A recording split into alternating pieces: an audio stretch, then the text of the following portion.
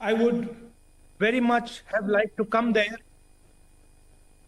but as Khankeji mentioned, I was forced to stay in Delhi today and was unable to come. ഞാൻ ഏറെ ആഗ്രഹിച്ചിരുന്നതാണ്. പക്ഷേ ബഹുമാന്യനായ ഖാർഗെജി പറഞ്ഞതുപോലെ നിർബന്ധിതമായ ഒരു സാഹചര്യത്തിൽ എനിക്ക് ഡൽഹിയിൽ തുടരേണ്ടി വന്നതിനാലാണ് ഇന്ന് നിങ്ങളോടൊപ്പം ചേരാൻ കഴിയാതെ പോയത്. I tend to have a very open relationship with the people of Kerala. ഏറ്റവും സ്നേഹവായ്പോടെയുള്ള ഒരു തുറന്ന ബന്ധം വെച്ച് പുലർത്തുന്ന ഒരാളാണ് ഞാൻ എന്ന അഭിമാനത്തോടെ പറയുന്നു. So I'd like to be open. അതുകൊണ്ട് തന്നെ ഞാൻ നിങ്ങളോട് ഹൃദയം തുറന്ന് സംസാരിക്കാൻ ആഗ്രഹിക്കുന്നു. Yesterday my mother was hospitalized. അമ്മയ്ക്ക് ആരോഗ്യപരമായ ചില ബുദ്ധിമുട്ടുകൾ വന്നതിന്റെ പേരിൽ അവര് ആശുപത്രിയിൽ അഡ്മിറ്റ് ആകേണ്ടി വന്നു. And I as a son was quite worried about her and so decided to stay with her. എന്റെ കർത്തവ്യമാണ് എന്റെ അമ്മയോടൊപ്പം ഉണ്ടാവുക. കാരണം ഞാൻ അമ്മയുടെ ആരോഗ്യസ്ഥിതിയെ സംബന്ധിച്ച് ആശങ്കാകുലനായിരുന്നു. And I know that the people of Kerala will understand this. അമ്മയുടെ വേദനയോടൊപ്പം നിൽക്കുന്ന മകന്റെ മുമ്പിലുള്ള കർത്തവ്യത്തെ മറ്റാരെക്കാളും നന്നായി മലയാളിക്ക് മനസ്സിലാകുമെന്നുള്ളത് എനിക്ക് ഉറപ്പാണ്. Yesterday night, I was sleeping in my mother's room, in the hospital room, on a little sofa. എന്റെ അമ്മ അഡ്മിറ്റായ ആശുപത്രിയിലെ മുറിയിൽ ഒരു ചെറിയ സോഫയിൽ ഞാൻ എന്റെ അമ്മയോടൊപ്പം ഉറങ്ങുകയായിരുന്നു. And like any son, I was extremely worried about my mother's health. ഏതൊരു മകനെയും പോലെ ഞാനും എന്റെ അമ്മയുടെ ആരോഗ്യസ്ഥിതിയെ കുറിച്ച് അതീവ തരത്തിൽ ആശങ്കാകുലനായിരുന്നു. And the whole night, I was only comforted by one thing. രാത്രി മുഴുവൻ ഞാൻ സമാധാനം കണ്ടെത്തിയത് ഒരേ ഒരു കാര്യം ഓർത്തിട്ടായിരുന്നു. I was comforted by a nurse from Kerala who came in every hour to check on my mother. ആ ആശങ്ക നിറഞ്ഞിരുന്ന രാത്രിയുടെ ഓരോ മണിക്കൂറിലും എന്റെ അമ്മയുടെ ആരോഗ്യസ്ഥിതി എന്തെന്നറിയാൻ അമ്മയുടെ അടുക്കലേക്കും ഞങ്ങളുടെ അടുക്കലേക്കും വന്ന ഒരു മലയാളി നേഴ്സാണ് ഇന്നലത്തെ ഒരു രാത്രി കഴിഞ്ഞുകൂട്ടാൻ ഞങ്ങൾക്ക് കരുത്തായി മാറിയത് എന്ന കാര്യത്തിന് സംശയമില്ല. Every single hour she would come, she would check my mother, she would smile, she would hold my mother's hand. ഓരോ മണിക്കൂറിലും എന്റെ അമ്മയുടെ അടുക്കലേക്ക് വന്നു എന്റെ അമ്മയുടെ ആരോഗ്യസ്ഥിതി പരിശോധിച്ച് എന്റെ അമ്മയുടെ കൈകൾ സ്നേഹവായ്പയോടെ അവർ ചേർത്ത് പിടിക്കുമായിരുന്നു. And I was thinking to myself, how many sons, daughters, brothers, sisters have nurses from Kerala comforted in their difficult moments? ഞാൻ എന്നോട് തന്നെ ആലോചിക്കുകയായിരുന്നു, സംസാരിക്കുകയായിരുന്നു.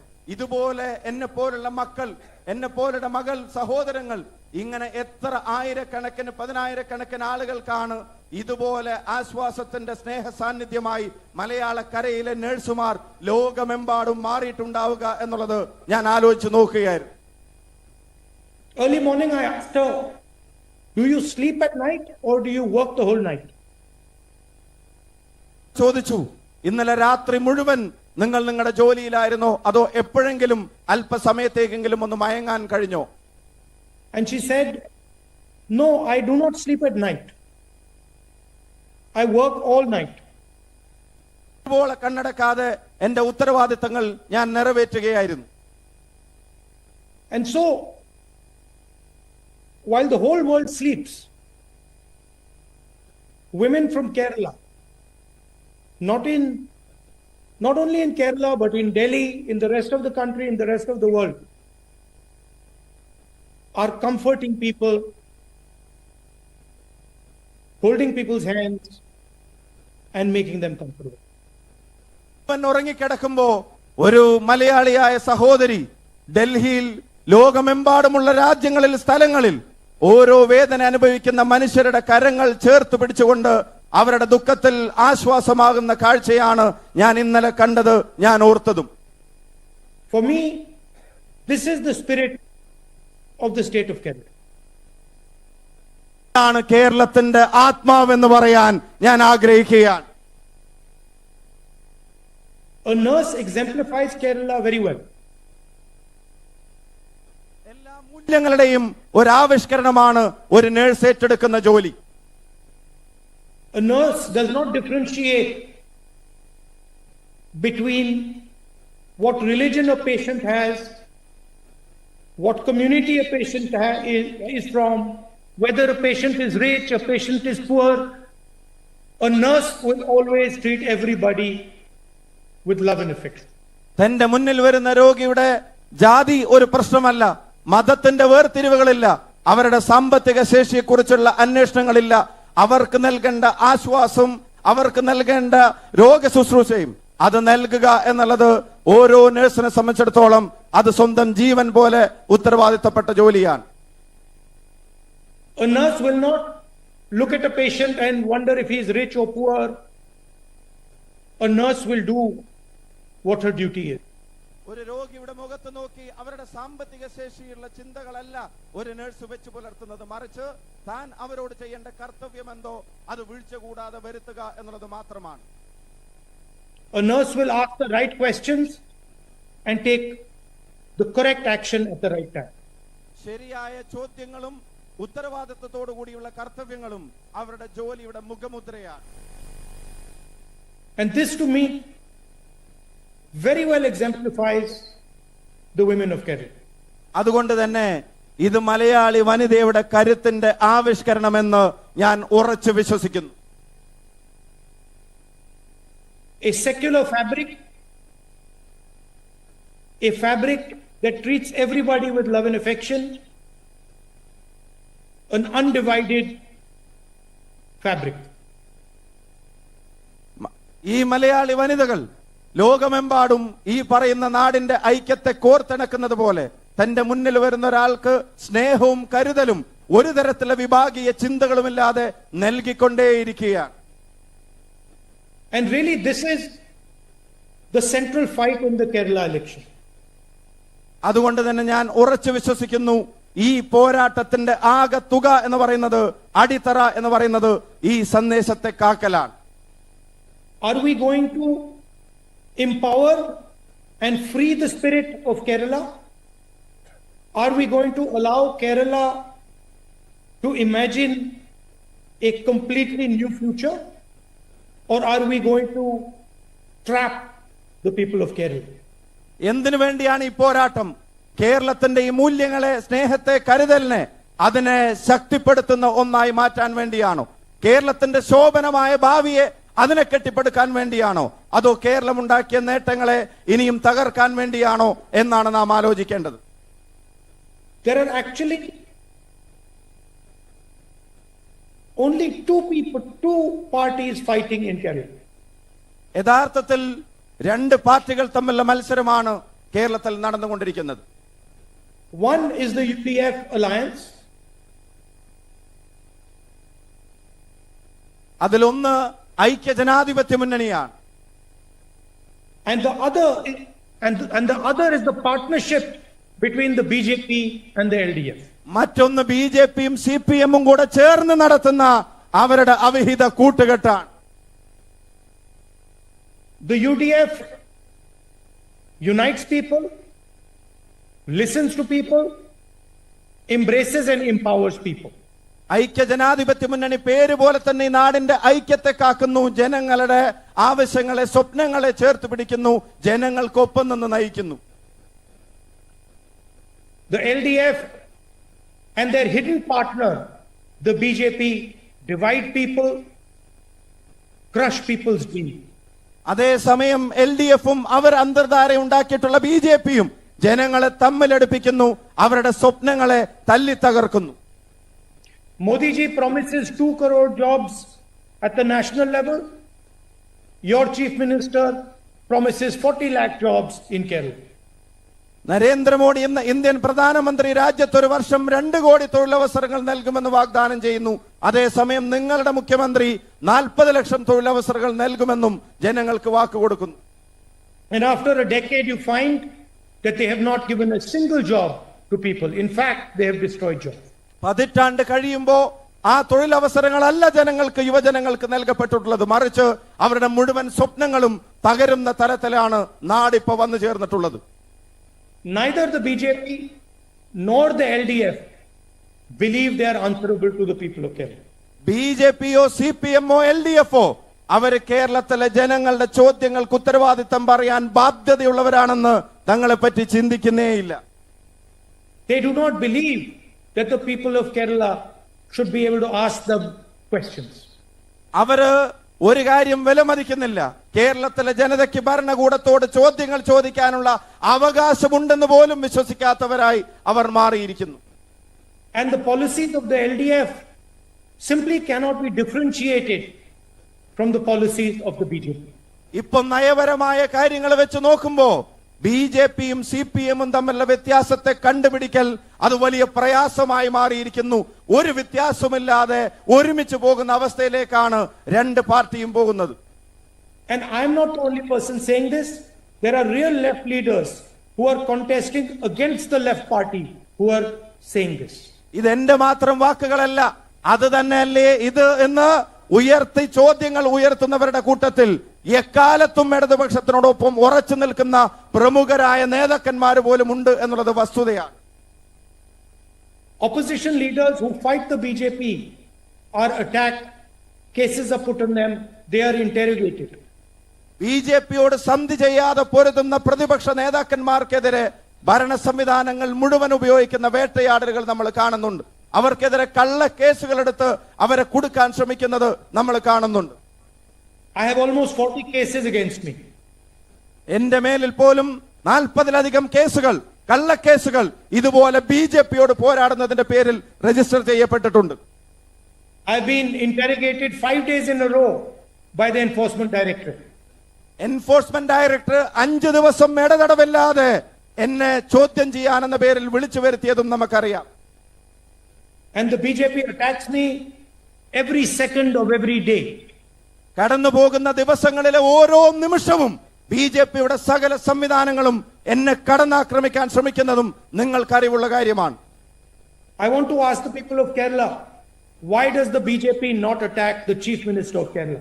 അതുകൊണ്ട് തന്നെ കേരളത്തിലെ ജനങ്ങളോട് ഞാൻ ചോദിക്കാൻ ആഗ്രഹിക്കുന്നു, സന്ധി ചെയ്യാതെ പൊരുതുന്ന പ്രതിപക്ഷ നേതാക്കന്മാരെ ബിജെപിക്കാർ വേട്ടയാടാൻ ശ്രമിക്കുമ്പോ എന്തുകൊണ്ട് നിങ്ങളുടെ മുഖ്യമന്ത്രിയെ മാത്രം അവർ വെറുതെ വിടുന്നു എന്നുള്ളത് ചിന്തിക്കേണ്ടതാണ്. Why are the corruption cases against the Chief Minister not going anywhere? മുഖ്യമന്ത്രിക്കെതിരായിട്ടുള്ള അഴിമതി കേസുകൾ അതൊന്നും എവിടെയും എത്താത്തതിന്റെ യഥാർത്ഥ കാരണം എന്തായിരിക്കും? This is the best proof of collusion between the BJP and the LDF. ബിജെപിയും സിപിഎമ്മും എൽഡിഎഫും തമ്മിലുണ്ടാക്കിയ എല്ലാ ധാരണകളുടെയും ഏറ്റവും തെളിഞ്ഞ ഉദാഹരണം ഇവർ തമ്മിലുള്ള ഈ ബാന്ധവം തന്നെയാണ്. കേരളത്തിന്റെ മുഖ്യമന്ത്രിയോടുള്ള അവരുടെ സമീപനം തന്നെയാണ്.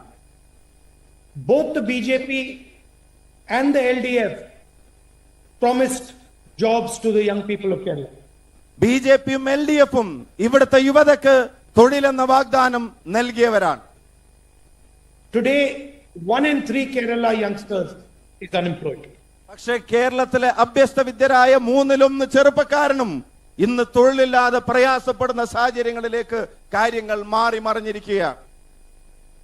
There are backdoor appointments available under the LDF. ഈ ഗവൺമെന്റിന്റെ കീഴിൽ ആകെ നടക്കുന്ന നിയമനങ്ങൾ അത് പിൻവാതിൽ നിയമനങ്ങൾ മാത്രമാണ്. If you're close to the LDF leadership, if you know the Chief Minister, there is a red carpet waiting for you. നിങ്ങൾ മുഖ്യമന്ത്രിയോ മന്ത്രിമാരോ സിപിഎമ്മിന്റെ പാർട്ടി നേതാക്കന്മാരുമായി ബന്ധമുള്ളവരാണെങ്കിൽ നിങ്ങളുടെ മുമ്പിൽ ഒരു ചുവപ്പ് പരവതാനി ആ പിൻവാതിലേക്ക് നീട്ടി വിരിച്ചിട്ടുണ്ടാകും. Merit does not matter if you know someone in the LDF. യോഗ്യതയ്ക്ക് യാതൊരു അടിസ്ഥാനവുമില്ല, നിങ്ങൾ മന്ത്രി ബന്ധുക്കളോ പാർട്ടി ബന്ധുക്കളോ ആയാൽ മതി. You can be a PSC rank holder and you will not get an appointment letter. PSC jobs are sold by the LDF. PSCയുടെ പരീക്ഷ എഴുതി ഉന്നതമായ rank വാങ്ങിയാൽ പോലും നിങ്ങൾക്കൊരു തൊഴിൽ ലഭിക്കുമെന്ന് ഉറപ്പില്ലാത്ത അവസ്ഥയിൽ നിങ്ങളുടെ തൊഴിലുകൾ പാർട്ടി ബന്ധുക്കൾ കവരുന്നത് കേരളത്തിലെ ചെറുപ്പക്കാർ കണ്ടു നിൽക്കേണ്ടി വരുന്നു.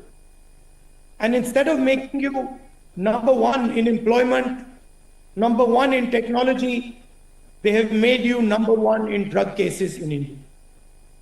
തൊഴിൽ നേട്ടങ്ങളുടെ പട്ടികയിൽ ഈ നാട്ടിൽ സാങ്കേതിക മികവിനെ കൊണ്ടുവരുന്ന കാര്യത്തിൽ അതിലൊക്കെ കേരളത്തെ നമ്പർ 1 ആക്കുന്നതിന് പകരം ഒന്നാമതെത്തിക്കുന്നതിന് പകരം ഈ ഗവൺമെന്റ് ചെയ്തത് മയക്കുമരുന്നിന്റെ കേസുകളുടെ എണ്ണത്തിന്റെ കാര്യത്തിലാണ് കേരളത്തെ 1ാം സ്ഥാനത്തേക്ക് നയിച്ചു കൊണ്ടുപോയത്. There are 8.25 lakh drug users in Kerala, including 75,000 children. ഞെട്ടിപ്പിക്കുന്ന കണക്കുകൾ പറയുന്നത് 8,25,000 പേർ ഈ കേരളത്തിന്റെ മണ്ണിൽ മയക്കുമരുന്നിന് അടിമയാണ്. അതിൽ 10,75,000-ലധികം വിദ്യാർത്ഥികൾ ഉൾപ്പെടെ ഉണ്ട് എന്നുള്ളത് ആശങ്കയുളവാക്കുന്നു. This is what the LDF has to show for the last 10 years. ഇതാണോ 10 വർഷത്തെ ഭരണ നേട്ടമായി ഇടതുമുന്നണി ഉയർത്തി കാണിക്കാൻ പോകുന്നത്?